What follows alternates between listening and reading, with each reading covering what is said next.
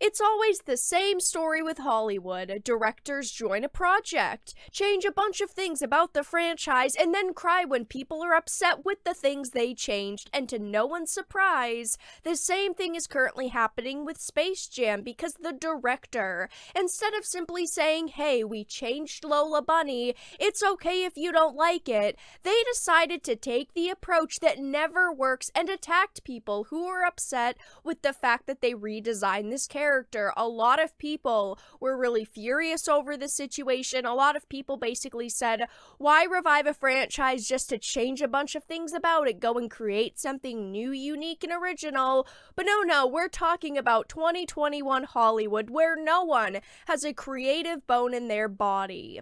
So I'm going to be starting off with this Entertainment Weekly article. And then we're going to look at the critic scores for this film because they are a disaster right now. Zendaya talks voicing iconic Lola Bunny, being surprised by controversy over new Space Jam look.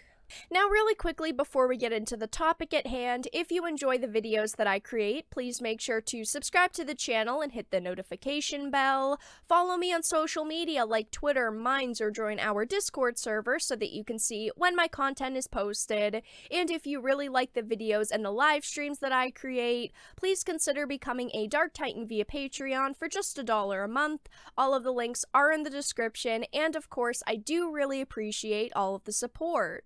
So it says the Emmy-winning Euphoria actress voices the badass Lola Bunny in Space Jam: A New Legacy. In order to save himself and his computer-obsessed son, Dom, LeBron must round up the tunes for a basketball game against the formidable Goon Squad.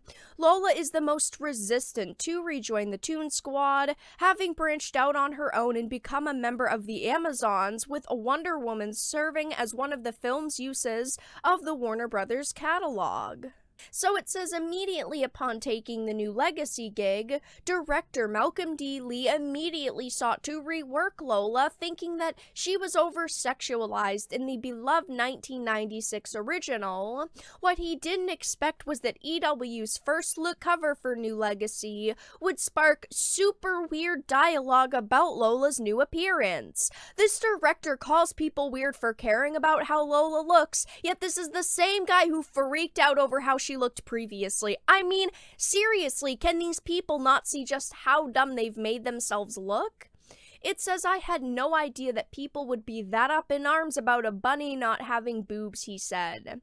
Listen, I understand people don't want things to change, but I think we needed some evolution with her. Not by objectifying her, but by making her strong and still feminine. And yes, we had all these other women who were like, oh, you can't be strong and have big boobs? Sure you can, but we're talking about a cartoon bunny, not women.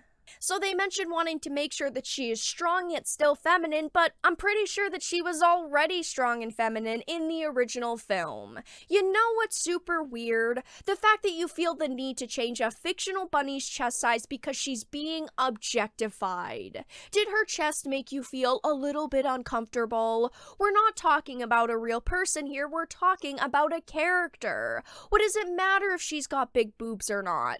There's not a controversy only because they're shrinking a character's chest. There's a controversy because you're saying you did it for a specific reason, to make a statement and to respect women. Censorship? Erasing attractive characters from media? Nah, let's not consider all of the logical reasons why people are upset that we've redesigned Lola Bunny, and let's accuse them of being toxic, sexist people. It is going to be absolutely hilarious when no one shows up to watch this movie, and this director complains, why did no one buy tickets to see this film? This is going to be why, because instead of just saying, hey, we redesigned the character, we're sorry if you don't like it, you're attacking people saying it's pretty weird that, you know, you're getting upset that we redesigned a fictional bunny. Scrolling down, it says Lee believes young girls, especially those with a love of basketball, will look up to Lola, and a huge reason for that is the strong woman behind her. Zendaya is having a great moment right now. She's taking ownership of her image, her brand, her business. She's really the embodiment of Lola, to tell you the truth. That's the kind of projection of Lola that we wanted to have, and it says that EW wanted to have a conversation with the voice behind find Lola, so they chatted with her. She's really happy to play this part. She seems kind of passionate about the role. Maybe she's really not. I mean, she is an actress, so she can clearly lie pretty easily. But this is just absolutely ridiculous. I mean, Lola's a character that clearly has traits that are similar to a human's, and she hasn't had a flat chest since she was debuted in 1996. We all know she's a fictional bunny, but she was designed in a specific way and she's never changed. I don't understand why Hollywood thinks, oh, we need to make her chest flat in order for her to be a strong, independent character, but right now the film is getting, kind of bombed on Rotten Tomatoes, actually, hilariously enough. Right now the critics are not enjoying the movie. It has a 38% critic score with only 68 reviews, so I'm sure this will go up just a little bit, but the first impressions of this film are terrible. Now, I don't want to read all of the reviews, but I did want to read just a couple because right now it's being bombed by critics.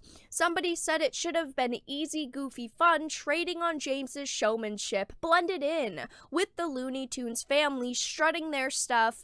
Instead, this film finds all sort of ways to be morose, bloated, and baffling. 1.5 out of 4.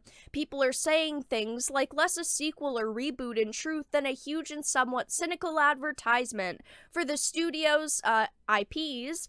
It says Space Jams 2 is a smoother, less grating experience than the first one. Faint praise, faint movie.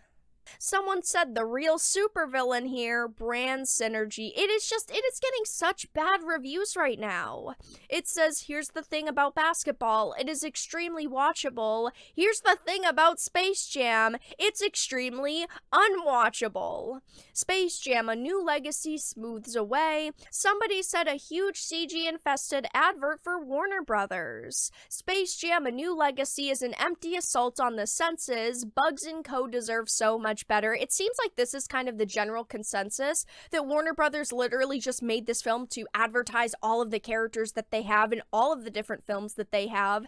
It's just such a disappointing situation because so many people were looking forward to this film, and the whole news with Lola Bunny really was a turnoff for a lot of people because it's not about the fact that you're flattening a character's chest size. It's about the fact that you do these things, expect people to not care, not notice, kind of play dumb. Oh, you guys are just being a little weird about it, and then you still expect people to buy tickets to your movie. No one wants to be insulted. No one wants to go and spend, tons of money to see a really crappy movie, and right now it seems like even the critics are not impressed with it. But that's all that I really had to discuss in this video. Let everyone know your thoughts in the comments section down below.